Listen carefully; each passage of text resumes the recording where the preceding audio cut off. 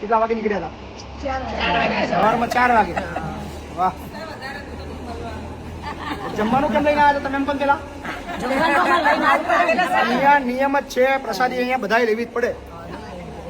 વિડીયોના માધ્યમથી બધાને કહી ભાઈ તમારે કોઈ અહીંયા જમવાનું લઈને નહીં આવવાનું. અહીંયા દરરોજ 300-400 મહેમાનોનું જમવાનું એક્સ્ટ્રા બને જ છે.